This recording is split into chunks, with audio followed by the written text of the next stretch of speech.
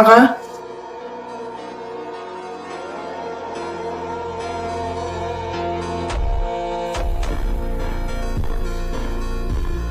Әке.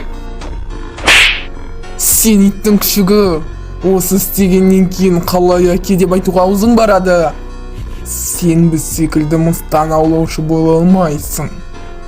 Бұлай бейшара болып жүргенше менің қолымнан өлгенің жақсы.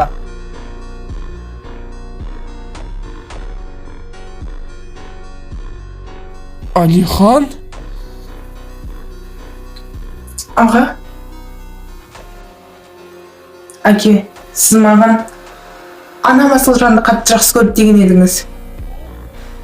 Егер де Асылжанды өлтіретін болсаңыз, бұл анамның да сенімін өлтіргенмен бірдей болмай ма?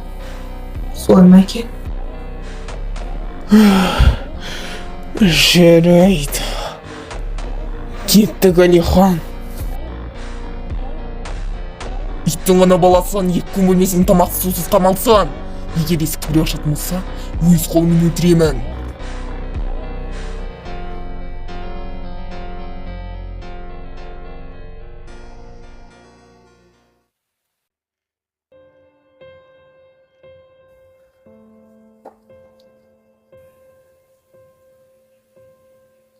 Неге бәрі мені өз пайдасына пайдалана береді? Менің сонда мүлде құным болмаған ма?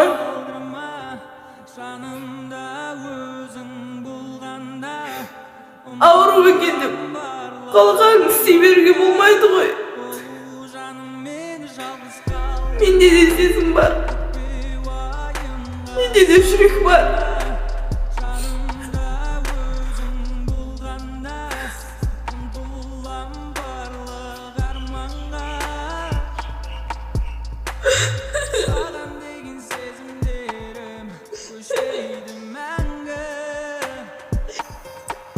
Мен үшін сенің құның шексіз. Мен сені ешқашан да пайдаланған емеспін.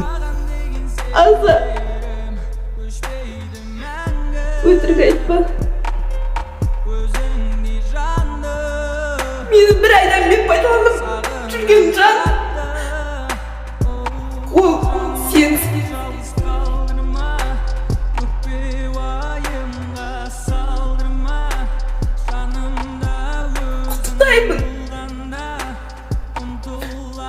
Қырық бір тілегімді орындап біткен соң, көптен күткен бостандыққа шығасың.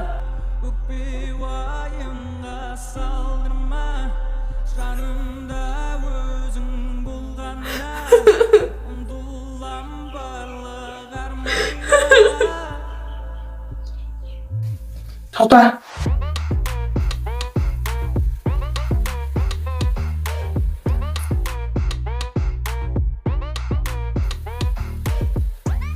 Кеттік.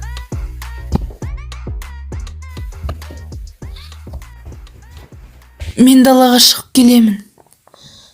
Артымнан ерме. Жалғыз қалғым келеді.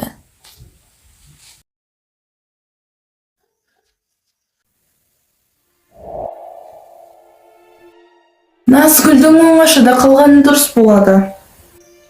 Мен оны жалғыз қалдыра алмаймын. Өзіңе маған сақ бол дегенсің. Уайымдама. Раяна оған әзірге ештеңе істей алмайды. Жасұлан оның қасында.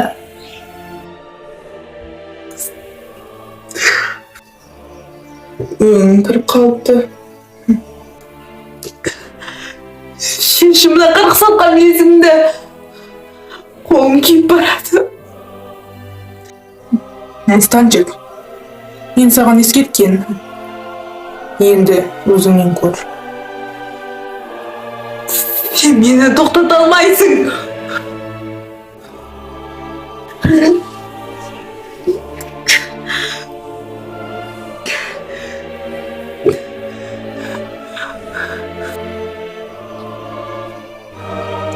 Сен Назгүлді тек тілегің орындалу үшін емес, басқа бір нәрсе үшін де өлтіргің келіп жүр. Солай ма, Раяна?